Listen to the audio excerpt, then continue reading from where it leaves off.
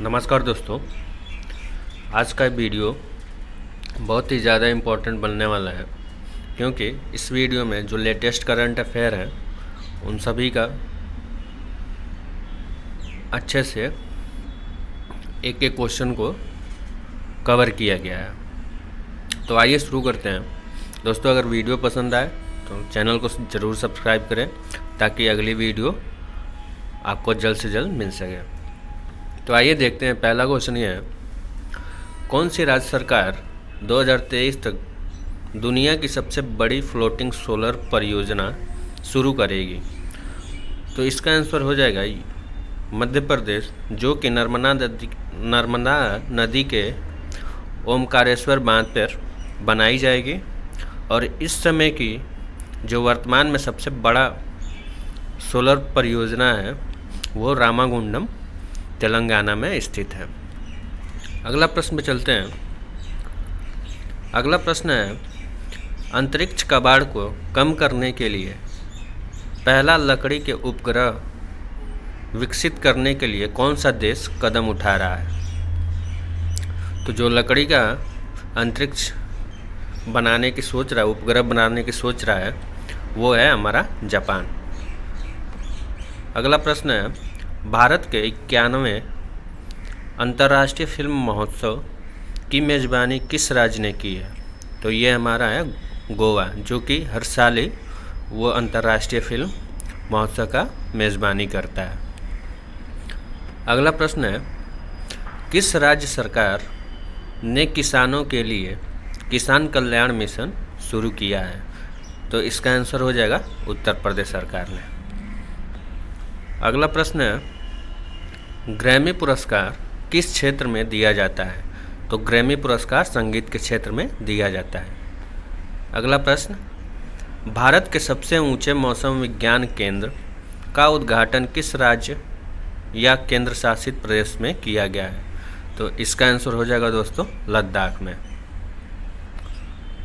अगला प्रश्न है, रेलवे बोर्ड का अध्यक्ष और सीईओ के रूप में किसे नियुक्त किया गया है? तो रेलवे बोर्ड का अध्यक्ष और सीईओ सुनीत शर्मा को नियुक्त किया गया है। अगला प्रश्न है, न्यायमूर्ति हिमा कोहली ने किस उच्च न्यायालय की पहली महिला मुख्य न्यायाधीश के रूप में शपथ ली है? तो इसका आंसर हो जाएगा, जो हिमा कोहली है वो तेलंगाना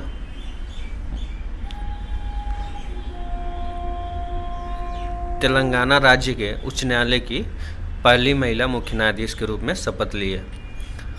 और इसमें दिया गया है दोस्तों, लीला सेठ जो हैं वो पहली महिला न्यायाधीश हैं जो कि हाई कोर्ट की हैं, और फातिमा बीबी जो कि पहली महिला न्यायाधीश हैं जो कि सुप्रीम कोर्ट की न्यायाधीश हैं।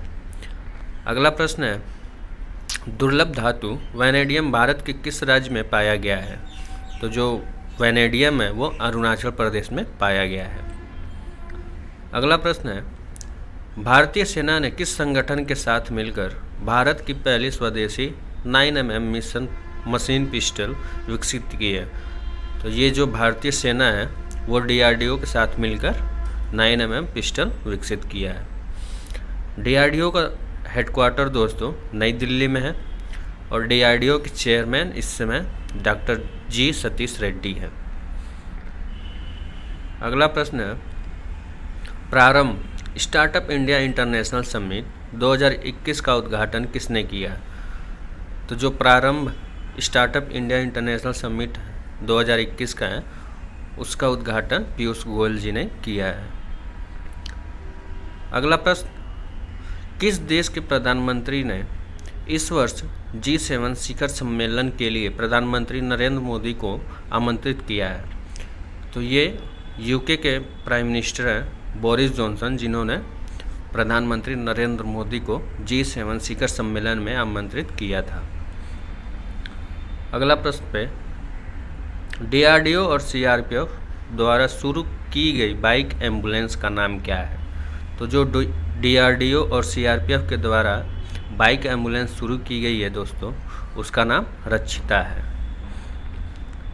अगले प्रश्न पे आते हैं, अगला प्रश्न है, भारत ने वैक्सीन मैत्री पहल के तहत किस देश को उपहार के रूप में कोविड वैक्सीन की 1 मिलियन खुराक यानी कि 1 मिलियन डोज भेजी है? तो ये नेपाल को भेजी गई थी भारत सरकार के तरफ से। अगला प्रश्न है, 22 जनवरी 2021 को DRDO ने किस हथियार का सफल परीक्षण किया? तो ये जो DRDO ने अभी जिस हथियार का सफल परीक्षण किया है उसका नाम है SAAW यानी कि स्मार्ट एंटी एयरफील्ड वेपन। अगला प्रश्न है, दीपिका कुमारी किस खेल से जुड़ी हैं? तो दीपिका कुमारी जो है वो आर्चरी से जुड़ी हैं, जो कि पहली महिला हैं जो आर्चरी ओलंपिक में क्वालिफाई किया है। अगला प्रश्न, विप्रो समूह किस राज्य सरकार के ज्ञान भागीदारी के रूप में कार्य करने के लिए तैयार है? तो जो विप्रो है वो मध्य प्रदेश के साथ ज्ञान भागीदारी के रूप में कार्य करने के लिए तैयार है और मध्य प्रदेश के CM इस टाइम है शिवराज सिंह चौहान और उसके गवर्नर हैं आनंदीबेन पटेल। अगले प्रश्न पे आते हैं। अगला प्रश्न है, एलन मास्क के स्पेस एक्स ने 24 जनवरी 2020 को एक रॉकेट पर कितने उपग्रह को प्रक्षेपित करके विश्व रिकॉर्ड बनाया? तो एलन मास्क जिसकी कंपनी स्पेस एक्स है उन्होंने 143 उपग्रह को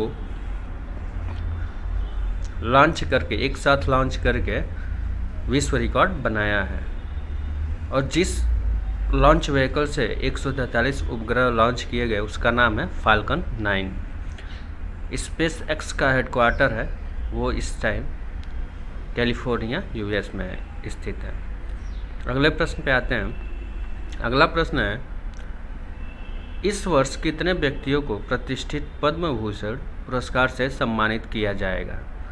तो इस वर्ष पद्म भूषण से 10 लोगों को सम्मानित किया जाएगा और इस वर्ष पद्म विभूषण से 7 लोगों को और पद्मश्री से 102 लोगों को सम्मानित किया जाएगा।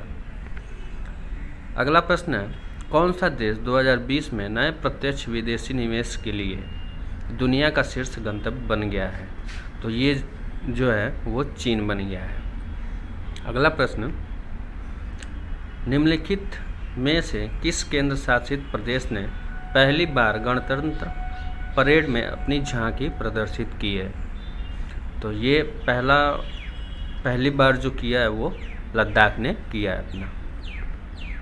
अगला प्रश्न, 5G नेटवर्क के संचालन को प्रदर्शित करने वाली भारत की पहली दूरसंचार कंपनी कौन सी बन गई है? तो ये एयरटेल बन गई है जो कि हैदराबाद में शुरू हो गया है 5G नेटवर्क। अगला प्रश्न है, इतिहास में पुरुषों के एक दिवसीय मैच में पहली महिला अंपायर कौन बनी?